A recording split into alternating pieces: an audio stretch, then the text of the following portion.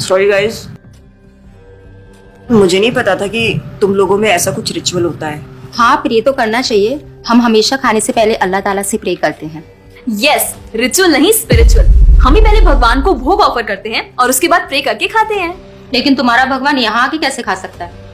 जैसे वो तुम्हारी दुआ कानों से सुन सकता है, वो वैसे ही यहाँ पर आके खा भी सकता है। भगवान का फॉर्म पर्सनल है। अगर वो कानों से सुन सकते हैं तो मुंह से आके खा भी सकते हैं। उनके कान और मुंह दोनों है। शालिनी, तुम प्रे नहीं करती खाना खाने से पहले?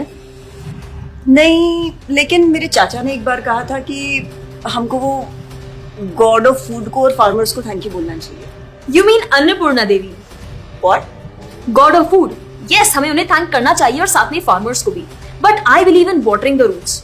देखो, हम हमेशा क्रिएशन को तो अप्रिशिएट करते ही हैं, लेकिन हम क्रिएटर को ना अप्रिशिएट करना भूल जाते हैं। अभी सोचो, पानी ना हो, हवा ना हो, उपजाऊ मिट्टी या धरती माँ ना हो, तो फार्मर क्या कर लेगा? So I believe that we should be thanking the Creator, the Lord, who is providing us with all the basic necessities. Point. अब तुम किस किस को थैंक करेगा? वैसे भी तुम्हारे 33 करोड़ तो देवी देवता है। बताओ, किस किस को थैंक करेगा तुम? और शांति, तुम बताओ, तुम किस गॉड को मानता है? मैं ऐसे किसी गॉड को नहीं मानती, लेकिन I think Shiva is a big god. See, I am very sorry, but आपने अपने वो बड़े भगवान का स्टोरी तो सुना होगा ना, जहाँ वो अपनी मरी हुई वाइफ को शोल्डर पर लेकर पूरे इंडिया का चक्कर लगा रहा है। अब तुम मुझे बताओ, जो गॉड अपनी वाइफ के मरने पे ऐसे कॉमन मैन की तरह रोता है, वो गॉड हो सकता है क्या? अच्छा, may be, I don't know much about this story, but he is very famous and north में तो राम जी भी बहुत फेमस है ना। उनका स्टोरी तो तुमको पता होगा ना, सबको पता है। उनकी वाइफ को रावण ले गया था। हाँ, पता है। अब तुम मुझे बताओ, वो गॉड है? वो अपनी वाइफ को भी अकेला नहीं बचा के ला सकता। उसको अपनी वाइफ को बचाने के लिए भी वानर सेना की हेल्प चाहिए, और उस वानरों को भी तुम पूछता है। I am sorry. और गीता, तुम कृष्ण को मानती हो, और वो तो हर लड़की के साथ रासलीला करते रहते थे। ऐसा कैसा कैरेक्टर है गॉड का जिसे हर लड़की से प्यार हो जाता है? और वो खुद डर के अपना जन्मस्थान छोड़कर चले गए थे। गॉड को कभी डर लगता है क्या? और जिसे खुद डर लग रहा है, वो तुम लोगों की हेल्प कैसे करेगा? शिट यार, this is so complicated and confusing. It is confusing because you are following the wrong path. It is very beautiful and sacred. I will show you the right path. Enough, Asifa. I know what you're trying to do. And Shalini, कुछ भी confusing नहीं है। You know what the problem is कि तुझे पता ही नहीं है, क्योंकि तूने आज तक शास्त्र ही नहीं पढ़े हैं। तो पता कैसे चलेगा कि क्या सही है और क्या गलत? जन्म कर्म च मे दिव्यम एवं योवेति तत्वतः त्यक्त्वा देहम पुनर्जन्म नैति मामेति सो अर्जुना। भगवान की लीलाओं को समझना इतना आसान नहीं है।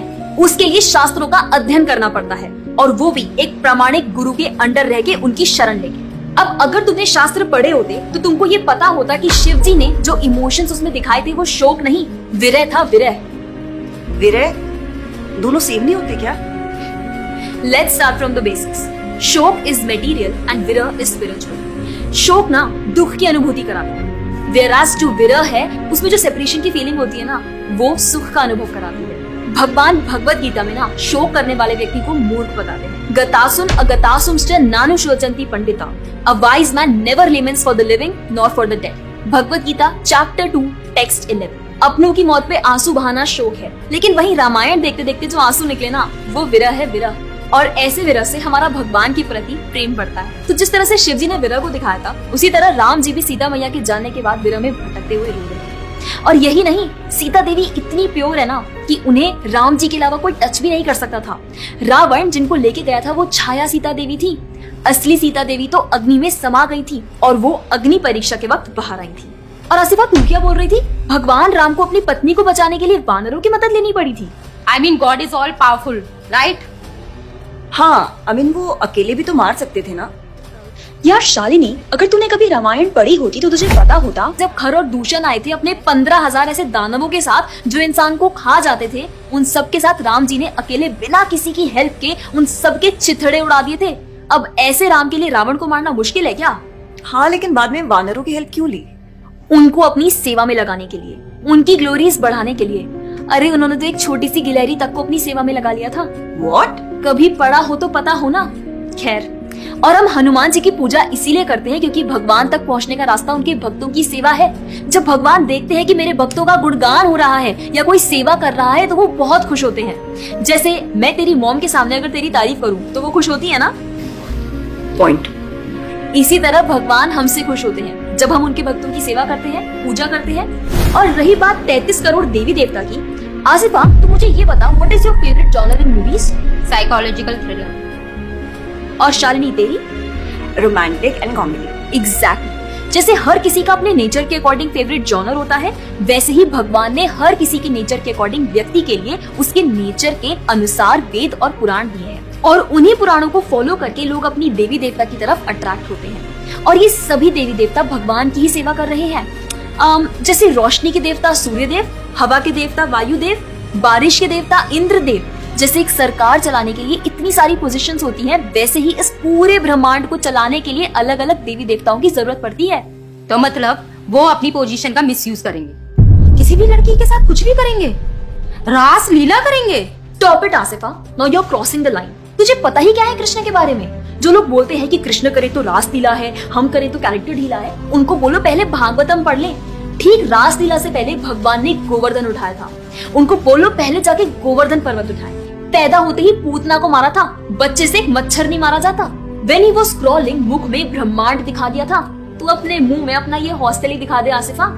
क्या तुम जानते हो द्वारका में भगवान श्री कृष्ण की 16,108 रानियां थी और सबके अलग अलग महल थे और हर एक महल में श्री कृष्ण सबके साथ होते थे एक ही समय पर। रोज सारी रानियां कृष्ण से खुश थीं और उन सब की जरूरतें कृष्णा पूरी करते थे। क्या किसी नॉर्मल से इंसान के लिए ये सब संभव है? आज के टाइम पे तो एक ही नहीं संभलती, लेकिन उस टाइम सारी रानियां एक दूसरे के साथ खुश थीं और उन्हें खुश कृष्ण रखते थे। क्यों? क्योंकि वो भगवान है। और रही बात ब्रज की गोपियों के साथ रास लीला करने की, तो इतना जान लो कि रास लीला के टाइम पर करोड़ों गोपियां थी और कृष्ण पूरे टाइम हर एक गोपी के साथ मौजूद थे और उनके साथ डांस कर रहे थे एक टाइम पे करोड़ों गोपियों के साथ। ये सब बहुत डीप लीला है और ये सब तभी पता चलेगी जब साधुओं के संग में रह के शास्त्रों को पढ़ा जाएगा। हवा में तीर चलाने से या सुनी सुनाई बातों पर यकीन करने से कुछ नहीं होने वाला। और रही बात अपने भक्तों को बचाने की, तो भगवान ने तो अपने भक्त परीक्षित महाराज को गर्भ में बचाया।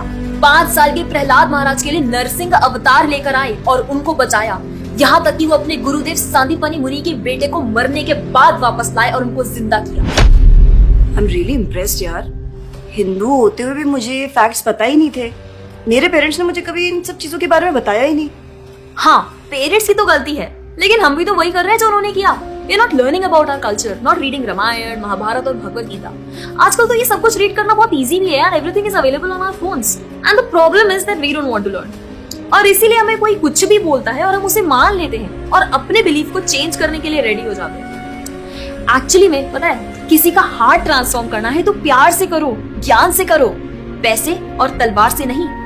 और अब बारी आपकी है। अगर आप भी चाहते हैं कि कोई एड़ा गेड़ा नत्थु गेड़ा अगर आपको कुछ भी ना बोल जाए, आपका बेवकूफ ना बनाए, तो जाइए और अपने कल्चर के बारे में जानिए, ग्रंथ पढ़िए और अपने बच्चों को भी पढ़ाइए। जाकर इस वीडियो को जितना हो सके उतना शेयर करिए ताकि कोई और लड़का या लड़की इस केरला स्टोरी का शिकार ना बने। और हाँ, इस वीडियो को लाइक करें